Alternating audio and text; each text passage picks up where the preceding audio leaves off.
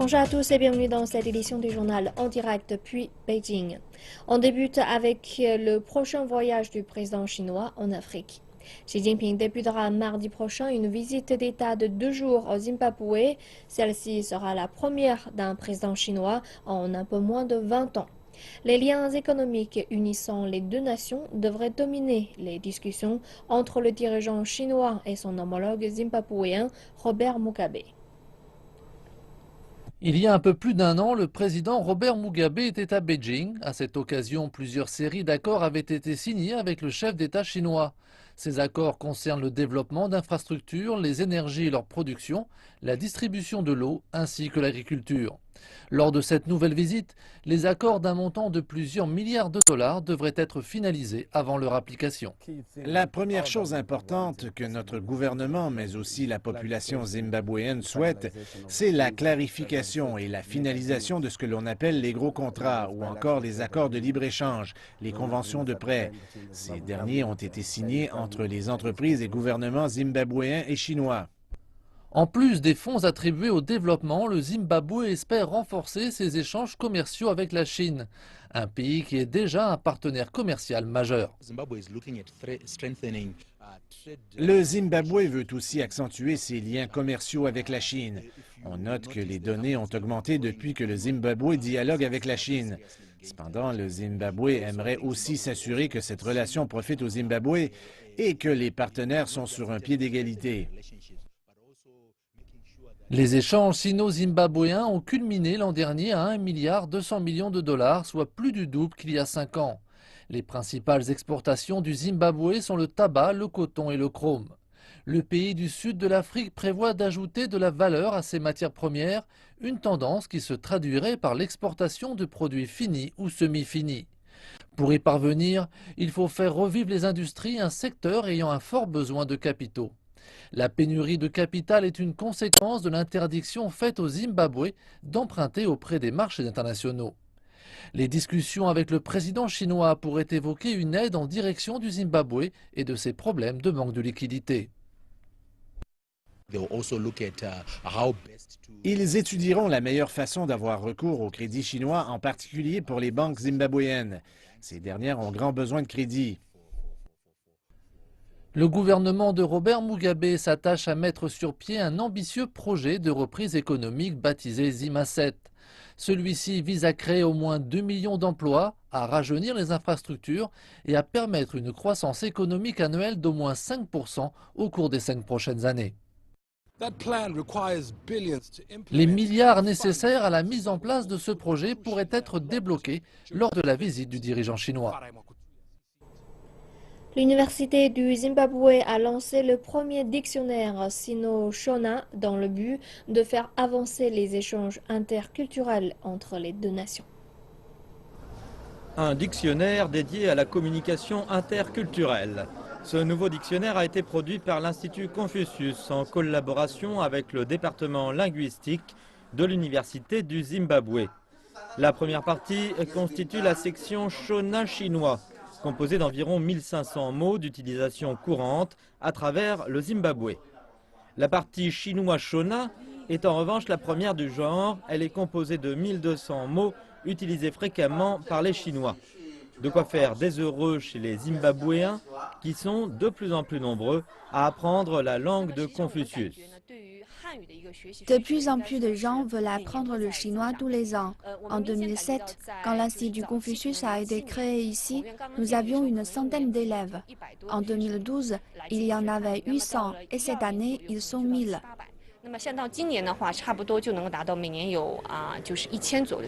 Le vice-chancelier de l'université pense que ce dictionnaire va renforcer les interactions entre les deux cultures.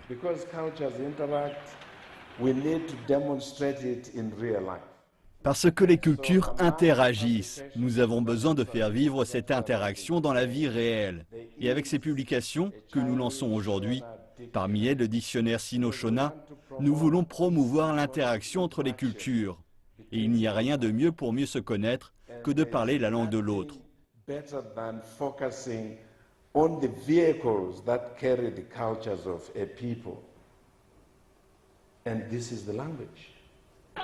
Le Shona est parlé non seulement au Zimbabwe, mais aussi dans des pays comme le Mozambique, la Zambie ou le Botswana. La publication de ce dictionnaire va aider les locuteurs des deux langues à lever la barrière linguistique et à faciliter la coopération interculturelle. Le Kenya est le plus grand exportateur mondial de thé noir, mais de nombreuses restrictions empêchent encore les profits tirés de l'exploitation de la denrée d'être rapatriés à l'intérieur du pays. Les industriels du thé kenyan comptent désormais sur le soutien des sociétés chinoises pour augmenter la valeur ajoutée et le prix de leurs produits sur le marché international. Le Kenya est célèbre pour son thé noir CTC, reconnu pour son procédé de fabrication unique qui est à l'origine de sa couleur brune intense. 95% de la production du thé au Kenya est exportée. Mais cette industrie est largement tributaire des quelques multinationales partenaires contrôlant de la production au canaux d'exportation en passant par la fixation des prix. Les cultivateurs indigènes de thé et les industriels perdent progressivement une part significative de leurs profits. Ngorongo Tea Factory est une usine qui fabrique du thé noir kényan depuis près de 50 ans. Ses propriétaires ont réalisé que l'inadaptation de leur activité les a rendus au fil des années plus vulnérables aux évolutions du marché. Au fil des ans, la dépendance de notre pays au thé noir, CTC, a pris une ampleur importante. Au cours des 2 dernières années, nous avons connu au Kenya une surproduction de thé noir CTC qui a sérieusement affecté le niveau des prix. Les prix ont chuté de près de 50%. L'usine Ngorongo a pris conscience du fait que sa stratégie devait évoluer pour rester dans la course. Nous devons constamment innover en termes de diversification des produits, mais aussi pour rendre nos produits plus abordables aux consommateurs de ce pays. Nous prévoyons également de nous diversifier sur les marchés d'exportation. La pression liée au changement ne se ressent pas seulement chez les industriels du thé. Les petits cultivateurs de thé aspirent aussi à améliorer leurs conditions en agrandissant la taille de leur propre production. Je viens de cette région, j'ai été à l'école ici et toute ma famille habite dans cet endroit. Ici, la plupart des gens cultivent du thé, mais sur de petites parcelles de terre. La taille limitée des productions place les petits cultivateurs dans une position désavantageuse sur la chaîne de valeur. C'est pourquoi la diversification et l'élargissement de la taille des productions sont la priorité absolue des petits cultivateurs et de tous les industriels de thé du pays. Mais tout cela requiert de nouvelles sources de financement. Ainsi, il n'est pas surprenant de voir que la Banque chinoise de développement tente de s'impliquer davantage dans l'industrie du thé au Kenya. L'usine est l'un des clients potentiels de notre banque. Ils envisagent de s'élargir au marché chinois, mais également d'augmenter leur capacité de production. Nous pensons qu'elle atteint le niveau d'exigence demandé pour soutenir les bases de la croissance de ce pays et pour aider les petits cultivateurs et les travailleurs. Le soutien financier de la Banque chinoise de développement ne montre qu'un des aspects de ces efforts réalisés. Avec l'augmentation des échanges et la multiplication des domaines de coopération entre la Chine et l'Afrique, la Banque chinoise de développement, en plus de fournir des investissements solides, est en mesure d'établir le lien manquant aux petits cultivateurs et aux industriels pour conquérir de nouveaux marchés dans le futur.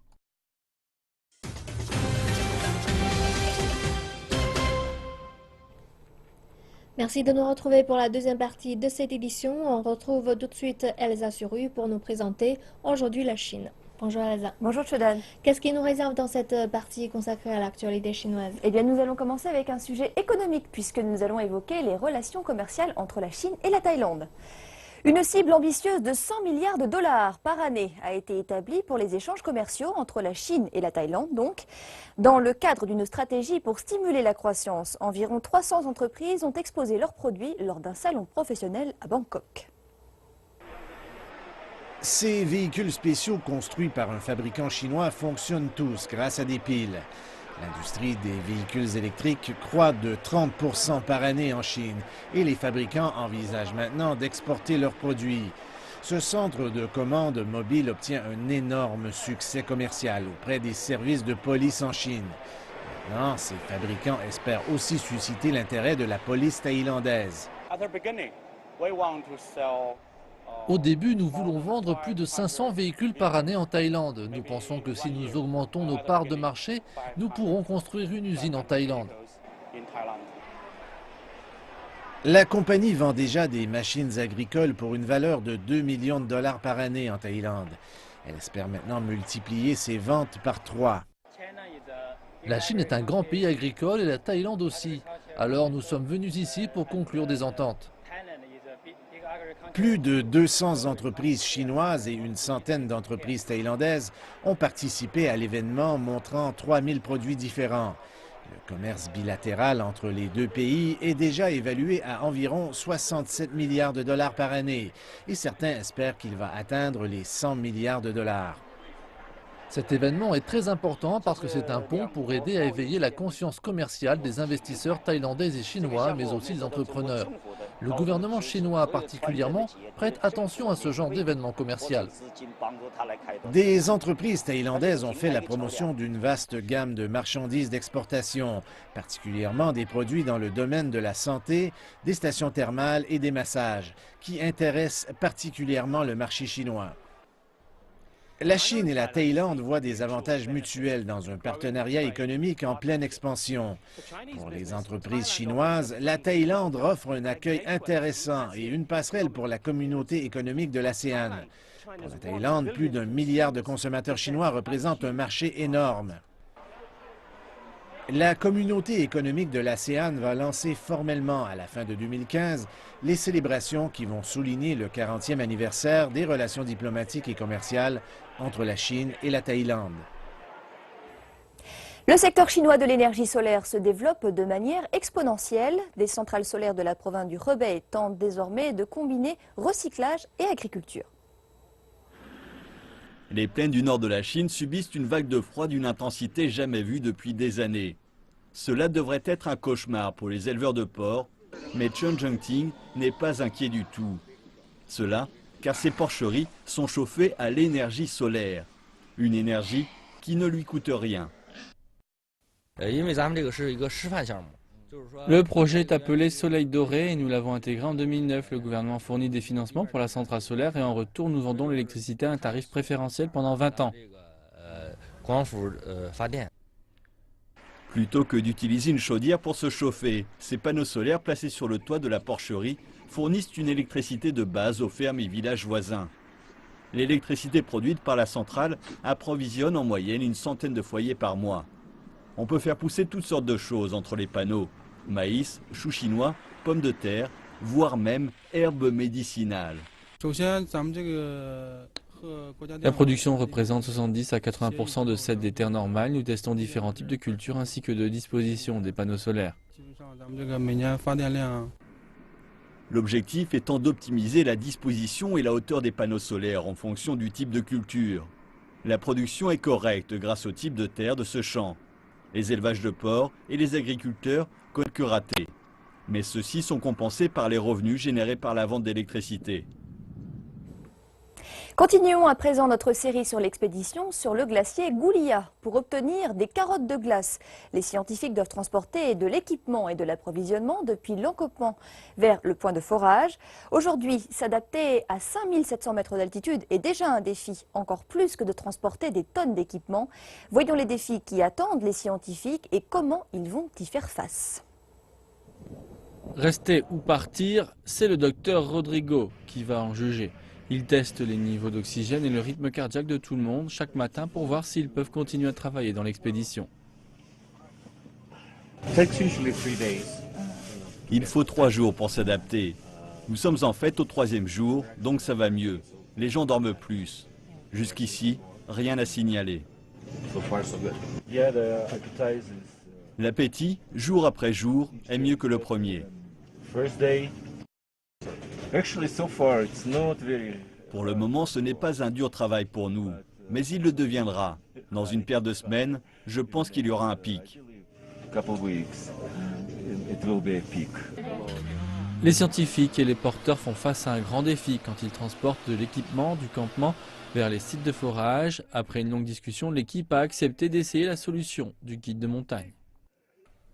Je veux juste démontrer que si nous utilisons l'avantage mécanique, nous pourrions tirer ce camion ici. Ils ont trouvé un point de soutien à la surface de la glace près du sommet de la montagne et ont ensuite fixé un crampon et passé une corde à travers.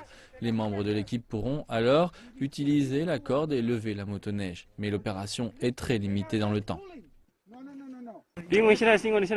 Les températures se réchauffent à l'approche de midi. La glace fondra et les crampons ne pourront plus tenir. Nous devons nous dépêcher. Avoir les motoneiges à la surface de la glace signifie que les scientifiques pourront voyager vers les extrémités du glacier et les points de forage librement. C'est une étape importante pour l'expédition, mais ce qui les attend sur le glacier est une question que tout le monde se pose. Haute technologie maintenant, 2 satellites Beidou ont passé des tests en orbite, ce qui permet à la Chine de se rapprocher de son objectif d'offrir des services à toute la planète, et ce grâce à une technologie typiquement chinoise. Beidou est l'alternative chinoise au système américain GPS. 3 satellites mis en orbite plus tôt cette année ont pu se relier dans l'espace.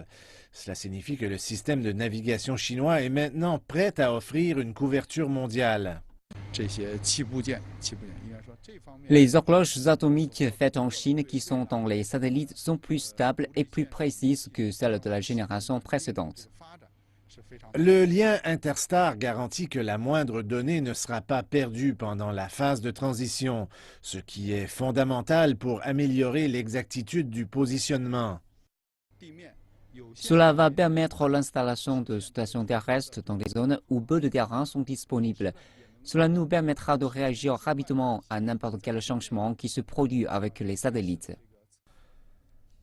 La transition de données en temps réel assure un service stable toute la journée pour les utilisateurs dans la zone Asie-Pacifique. La région est déjà couverte par le système Beidou depuis 2012. 16 satellites ont offert des services de positionnement avec une exactitude de moins de 10 mètres. Nous nous attendons à ce que d'ici 2020, le système de positionnement par satellite mondial soit en opération. Pour avoir la couverture sur l'ensemble de la planète, le pays a pour but d'avoir 35 satellites en orbite d'ici 2020. Actuellement, 20 d'entre eux sont en opération dans l'espace. Les ingénieurs disent que les 2 satellites ont atteint les plus hauts niveaux technologiques en Chine jusqu'à présent. Les pièces principales assurent aussi que les signaux ne seront pas interrompus par des épisodes de radiation solaire. La Chine est le 3e pays dans le monde à avoir ses propres satellites de navigation. C'est toute la Chine qui est en fête aujourd'hui, en raison de l'anniversaire de Basse, qui célèbre son 35e anniversaire. Ce panda femelle s'est fait connaître pour avoir incarné l'inoubliable mascotte sportive, Pan Pan. C'est du monde entier que ses fans ont accouru dans la ville de Fuzhou pour voir leur idole. Ce est sans conteste le panda le plus célèbre de Chine. Pour des millions de Chinois, elle est Pan Pan, la mascotte des 11e Jeux asiatiques de Beijing en 1990. On a également pu la voir au gala de la fête du printemps de l'année suivante. La superstar y a fait étalage de ses multiples talents sportifs. Basse a voyagé dans le monde entier en tant qu'envoyée spéciale de l'amitié. En 1987, elle a été invitée à se produire au zoo de San Diego aux États-Unis. 6 mois, elle a attiré pas moins de 2,5 millions de visiteurs. Le centre de recherche des pandas géants de Fuzhou dans la province du Fujian est le foyer de Basse depuis 1985, l'année qui a suivi son sauvetage de la nature. L'âge de 20 ans pour les pandas géants est l'équivalent de 80 ans pour les hommes. Le rapport est de 1 à 4. On peut donc scientifiquement dire que Basse est plus que centenaire en années humaines. Basse est le plus vieux panda de la partie continentale de Chine. Malgré son âge, elle semble encore pleine de vie. Oui, c'est un beau panda centenaire qu'on vient de voir. Aujourd'hui, la Chine, c'est terminé. Je vais maintenant repasser la parole à Chodan qui va clore ce journal. Chodan, c'est à vous. Merci beaucoup pour tous ces beaux sujets. Oui. Et c'est ainsi que s'achève cette édition du journal. Merci à vous tous de nous avoir suivis. À très bientôt sur notre antenne.